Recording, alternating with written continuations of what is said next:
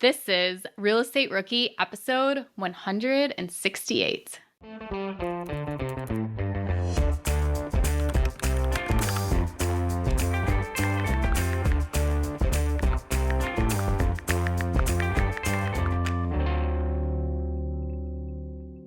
My name is Ashley Kehr, and I'm here with my co-host, Tony Robinson, for this week's Rookie Reply. And welcome to the Real Estate Rookie podcast, where we focus on all of those investors who are at the beginning of their journey. Maybe you've got one deal, maybe you've got 0 deals, maybe you've got a couple and you're looking to scale. Either way, this is the podcast for you. Ashley Kehr, you're not by yourself. You got somebody else sitting next to you again. I love when we have a guest surprise in the podcast. Yeah, so I'm sitting here with Daryl Clinch again. So if you guys listened, he was on 2 weeks ago for our Rookie Reply. And that was the day that he was on, he quit his job. Tony and I were actually getting ready to record. And I said to him, hey, actually, you want to be on the podcast so we can talk about that? And he was put on the spot. So people seem to love his story and be encouraged by it, but they wanted to know more. They wanted to know the numbers. So we brought Daryl back on to kind of break down the steps he took and what the numbers look like to be able to quit his job. So Daryl, first, man, congratulations again, on taking that leap. I know that's both a scary and an exciting moment. But like Ashley said, I think we just wanted to dive a little bit deeper into your journey and kind of how you got to that point. So I think my first question, Daryl, is, and this is one that a lot of people struggle with, is, man, how do I prepare for leaving that day job? Like, how do I know if I'm ready? So a two-part question for you. First is, from a financial perspective, what were you doing to kind of prepare yourself to take that leap? And then the second part of the question is, how did you know that you were actually ready to do it? So, yeah, I actually didn't even think that I would ever be able to quit my day job, for the simple fact of I was there for 16 years. And when you think about something like that, you feel like you're just stuck. Like there's nothing else. I'm here. I put this much time into it and whatnot. So this is pretty much it. But I knew I hated it. And I knew if I was going to leave my job, I figured, you know what? If I'm going to find something else and do something else, I'm going to need at least $70,000 roughly a year in order to do that. So as I met Ashley or whatever, we got to talking. And when I went through all my numbers and put it all down on paper, I realized that I was living way under my means and that I could actually make it work for $3,500 a month, that I could actually get by and live on it. And I could actually cut more cost and probably go even lower than that. So I was thinking the whole time that I was stuck and this is all I could do, and didn't realize that, you know what, if you actually just go through the numbers, you possibly could live off a lower, income. Yeah, so with Daryl, when he said that $70,000 amount that he needed to quit his job, like to replace his income, that's when we sat down and looked through like what his actual expenses are, but also going through what his actual take-home pay was. And that ended up being, $50,000, I think? Yeah, it was a little like over after 50,000. he paid his union dues and all these other fees. And then on another thing too, when you have a W-2 job, he would have to drive every Monday an hour and a half to work, and then stay out of town, and then drive back on Thursdays or Fridays. So just like the mileage he's put on his truck, the gas, like there was all these other things that we thought, these other costs associated with working his W-2 job, that he would have less expenses because now he basically works at home. Exactly. I'm so happy you brought that up, because I think that's a part that a lot of people overlook. They're like, hey, I'm making $70K a year, but it's like, okay, how much are you actually taking home? My partner Omid, we'll have him on a future episode as well, but that was part of the reason why he left too, because he was like, man, once you look at like taxes, once you look at he was like contributing to his 401k, and he was like doing like a stock mat, and like all these things were coming out of his paycheck. So when he looked at what he was actually bringing home, it was a lot less than what his gross pay was. So if you can kind of frame it that way for the listeners about, okay, not so much what does my my offer letter say, but what is the amount that's getting deposited into my bank account every 2 weeks or however often you get paid. That's the number that you kind of want to keep in mind. So Daryl, you kind of work backwards. You figure out what this number is. At what point do you finally feel ready? Like, was it that you were like, okay, here's a clear path for me to get to that, whatever it was, $3,500 per month? Were you like, oh, I've got, maybe 6 months saved up? Like, what was the thing that made you say, okay, I know that I'm ready? I was actually surprised after we went through everything and I looked at it, because I was, like, I never really had to think about budgeting or whatever, just because what I made, like, it was comfortable and I didn't have to be like, oh, I need to save this or this and this. And I did put a little bit of money away here. But I was actually really surprised at when we did do the numbers at how much I could actually get by making that less. So, I think part of like when Daryl we started talking about like him quitting his job and becoming financially free, he had me explain it probably 50 different times as to how it's going to work, because he's always been in that mindset of a weekly steady paycheck. And just me going down like, okay, here's the different ways that you can make money as a real estate investor. And so writing everything down on paper and like going through and actually physically showing him was a lot better than just saying, oh, I bet you $100 I can make you quit your job in 6 months. But there definitely was kind of like that fear and that. Oh, it was like super scary. A lot of thinking about trust put into me too, as me helping him. But when we looked at his budget and going through it, there was like subscription costs that he completely forgot that he had. I mean, the OnlyFans, those charges were ridiculous. I'm just kidding. But I think just looking at like the sacrifices he was willing to make in his budget too, if he needed to. So he was so amped up and motivated to be able to quit his job that he was like, if necessary, you could probably live on $2,500, not even $3,500 too. And he's willing to make that sacrifice. So Ashley, you brought up an interesting point, right? That you were kind of the one that walked Daryl through what this transformation or journey towards financial freedom might look like. And what I'm afraid is that some of our listeners might be hearing that and they're going to say, well, hey, Daryl had the unique advantage of knowing Ashley Kehr, right? Or Oatmead, my partner, had the unique advantage of knowing Tony, right? And that's with our platforms. We kind of, we have some opportunities that maybe not the everyday investor has. So Daryl, what I'm curious is, were there any other, I guess first, maybe we can talk about how you guys built that relationship, because that might be instructional for people to hear. But second, was there anything outside of the relationship with Ashley that you felt was one of the things that allowed you to step away and work, leave your W-2 job? Yes, definitely meeting Ashley was a huge advantage that most people don't have. And I'm very grateful for that. But, I get laid off every winter. So leading into this, I told her, you know what, I'm ready to do this. I want to quit my job. And I just told her I would do everything I could to learn the process, anything I could about it to make money to be able to quit my job. I hated my jobs that much. So, I mean, yeah, her by my side the whole time, giving me information and listening to every episode of the podcast, it definitely was an advantage. And then some of the other advantages that I do have is, I was in the military, so I get my health through the military. So I don't have to have a W-2 job to pay for my health or to have health through a W-2. So that's one huge advantage and expense that I didn't have to pay for right there as well.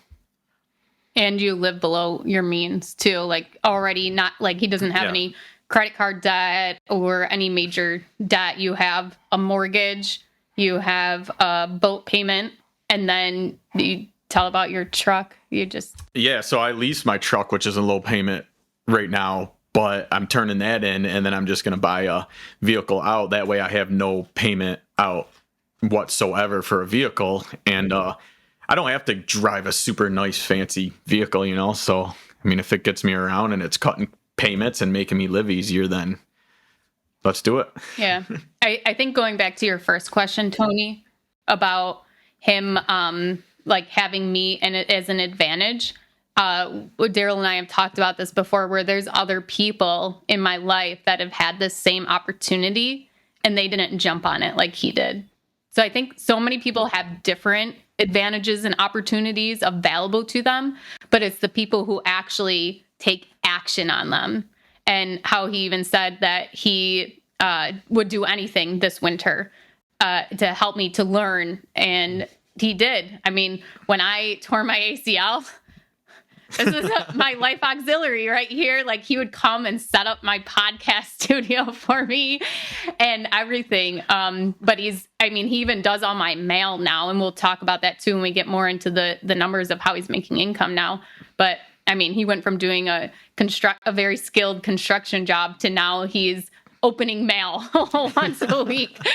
But yeah, I think the fact that he took advantage of this opportunity, where a lot of people would say maybe they would, but they don't actually take action and really maximize the opportunities that are available to them. Yeah, you bring up a really, really good point, Ashley. And I guess two things I want to add to that. First is that I get, way more strangers who I've never met that reach out to me for real estate investing advice than I ever get from friends and family.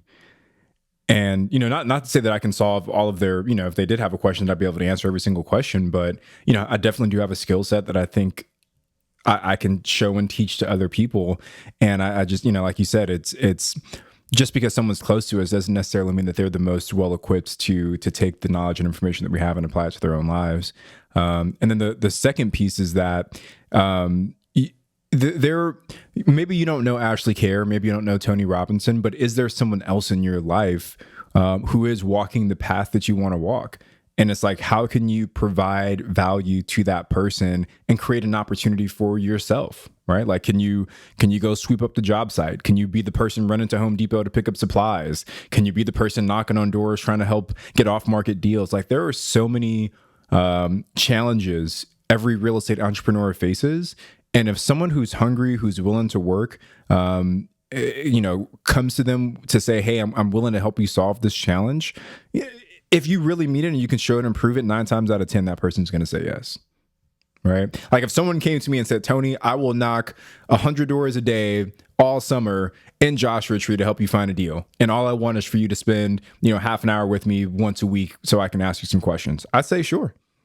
Absolutely. Right.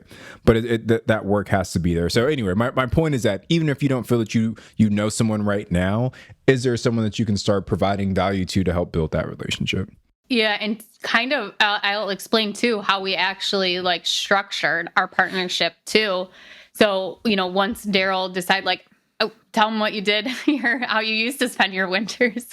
Yeah. So every winter I was just sleeping in. I'd go to the gym and then I'd wake up and go snowboarding. And that was pretty much my day in the winters. Very not learning anything, just like, okay, I'm going to go back to work. I'm going to just be lazy this whole winter. I legit did not do much. And that was that sounds actually pretty nice. Getting just go snowboarding every day. It definitely was doing nice. That. And then, so I think the fact that you shifted and did start to hustle and grind. So he did whatever I needed at first to learn, almost like an intern. And the agreement was if this started going well, that we would do a partnership. So how we structured it is that we are 50-50 partners on the properties that we are acquiring together. So anything in my previous portfolio or with other partners that I've had, that if he does work for them, he's just paid for that. He's not getting any ownership of any other properties. So it's just properties going forward. So right away, we started working on getting properties under contract. So we have already closed on one, and Daryl has certain roles and responsibilities that he's doing. And how this is, I feel like this is, yes, he's getting to quit his job, but this has been a huge benefit to me too, because I found somebody who complements my strengths and weaknesses. And that was a huge advantage to me, that he's taking over the project management. He does, all the materials ordering. He does the estimates on the projects. He oversees the contractors. He has great leadership skills from being a foreman, and he handles the team of contractors great. Also, he did quality control in the military. He talks to people when I don't want to talk to anybody. So there's all these huge advantages. And I looked at, okay, so I could hire someone, but also I didn't feel like I was ready yet to be responsible for somebody's full-time salary, to say, hey, I need a project manager. Will you quit your cushy job and your safe job and come work for me? And so taking on a partner where it was like, okay, this is a bit of a risk. You're going to make money based on how we do as partners in this kind of venture. So I have had like pushback as to like, why would you just bring him on as a partner? You have the experience, you have the knowledge. But I will tell you what, he cares 1,000% more about what is going on in our business because it is part of his. And that has made him an even more valuable asset to me than if I would have just hired him on as an employee. And I'm more than willing to share the profit with him because I know that I'm going to be able to grow and scale better because I have him as a partner on my team. Asha, I think there's a lesson to be learned in that, not only for the person that's in your position, but also for the person on the other side, right? Like you just really echoed everything that I said on, leading up to that, right? Is that if you can provide value to someone, you would be surprised in the ways that they would be willing to work with you. Like you, as a successful already real estate investor, are willing to give up, a half of a deal to someone because they're solving a problem for you. They're making your life easier. So again, for the rookies that are listening, that should be your goal. Like if you're looking for someone to kind of show you the ropes, you've got to identify in what ways can I bring value. Ashley very clearly laid out all the ways that Daryl, as someone who's new to the world of real estate investing, is providing enough value to her as a more experienced real estate investor for her to feel not only okay with, but eager to give up half of a deal because it's a win-win situation for both of them. Yeah, Tony, I also wanted to mention real quick too, is we had Anthony Michael on the podcast. It was episode 147, and he did the same thing. He was in Daryl's position, and he went to an investor and basically forced himself into the partnership, but he provided value to this partner. And now this guy was already doing a ton of flips on his own, but now him and Tony are 50-50 partners on deals. So go back and listen to that episode too if you guys want to learn more about providing value to an investor to become their new partner. That was episode 147. So I guess the last question for me, Daryl. I mean, so it's been a little while now, maybe like a week or so, a little over a week that you've left, officially left. I mean, how is it feeling? Like, do you feel different? Is there like a weight lifted off of your shoulders? Like, are you floating out of bed every morning now? Like what is the feeling? Definitely not floating out of bed, but yeah, it is a great feeling. I look at some of the old coworkers that I used to have, their Snapchat or their Instagrams, and right now they're starting to start jobs up right now, and just hanging off the buildings and being up there at work and all the stuff I used to do, and I'm just like, oh man, I so do not miss that at all. So yeah, it's definitely a great feeling. So, like Daryl said, he thought that he could, or that he needed $70,000. Okay, then we looked at it, and he was actually bringing home $50,000. And then, I think what's $3,500? That's $42,000 a year, roughly, that he needed actually to get by. So that was definitely a lot more feasible than $70,000. It made me a lot more confident that I could help him reach that. So the first thing we actually did was I work for another investor. Like he's the one I started out with. I did property management for him, and I've slowly pulled away from doing different things. And I just love him to death. And I'm so loyal to him that I just can't completely cut ties yet. So there's little things that I shouldn't even be doing because they're not the best use of my time, but great opportunities for Daryl to learn. So Daryl is being paid, it's $750 a month for that, to take care of the asset management of this investor's properties. So he's, leveraging the ability that he has to work for another investor, also learn and get paid for it. So right there is like his steady income that he knows he's getting. Then we have the 2 short-term rentals that we're doing. And even though those aren't done yet, you have your savings you're living on? Yeah, I'm living on the savings that I've had that I usually deal with through the winter or whatnot. And that's kind of what's getting me by right now, as we have no income really coming in from these rentals yet. Until the properties are done. So those will cash flow each about like Daryl's percentage. He'll get between like $400 and $500 a month each for those properties. And then we also have a mobile home park under contract where Daryl's actually going to act as the property manager for that. And he'll be paid a fee off of that. And then also he'll get his percentage of the cash flow. So that's estimated to conservatively be around $1,500. And then he'll get paid a $300 a month management fee on that too. So that gets him pretty close to the number, and we should have like these projects and the mobile home park wrapped up hopefully in a couple months. So he's using his savings to float by.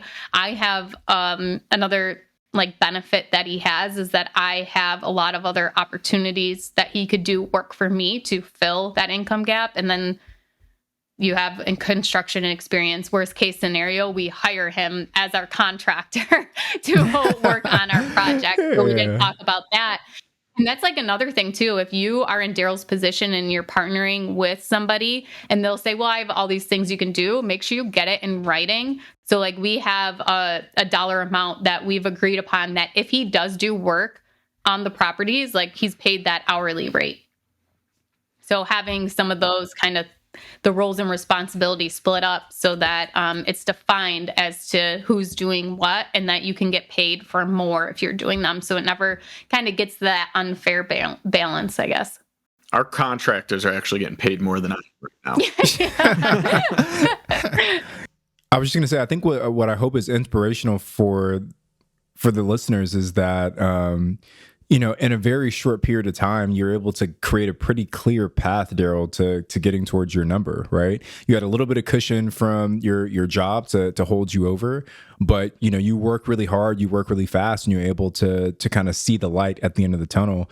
And it reminds me a lot of my own situation when I got fired from my job. Like we had a decent amount of money saved up. Like I knew we could last, you know, 18, 24 months without really having to worry about where the next paycheck was going to come from.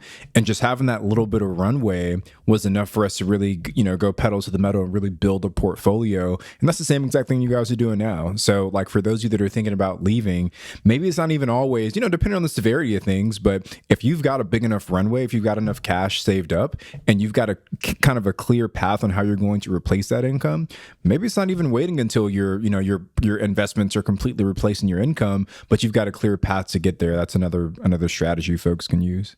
Right. And with me not working now as well, you know, I can oversee these projects that we have going on. So, you know, instead of me working and then coming home and overseeing them, it kind of gets the projects moving faster and better managed. That way they get done quicker so that we do start having the cash flow coming in. You can scale so much faster if you can be in it all day, every day, right? Like there's no way we would have purchased, I don't know, 12, 13 short-term rentals last year if I was still working full-time. Like we just wouldn't have had the bandwidth to do that. So there's some fear and some scariness associated with taking that leap, but the amount of time you get that you can reinvest back into the business is, you know, you can't put a price on that. Yeah, another advantage I'm using right now is I also get the VA loan. So I'm going to take the house that I'm currently living in and I'm going to move out of here and then buy another house to live in with the VA loan, which is no money down. I have to live in there for at least a year. So I'll move into there and then I'll rent this house. So there's just another like house hack that you can use. And, you know, another advantage of being a veteran. And any veterans out there, I would definitely take advantage of these benefits that they give you. So if anyone's thinking about quitting their job, quit, go into the military, and then quit the military, and then you'll be able to kind of follow in Daryl's path. Okay, well, Daryl, thanks so much for coming back on and kind of sharing your financials with us. Thanks for having me on again. Yeah. Where can everybody find you and reach out to you or learn more information about you? You can find me on Instagram at DarylC138. Okay. Well, thank you guys so much for listening. If you guys have more questions, more follow-up, you want to know more, go ahead and message Daryl on Instagram. And we will be back on Wednesday with another guest. I'm Ashley at Wealth from Rentals, and he's Tony at Tony J. Robinson on Instagram. Thank you guys so much for joining us. We'll see you next time.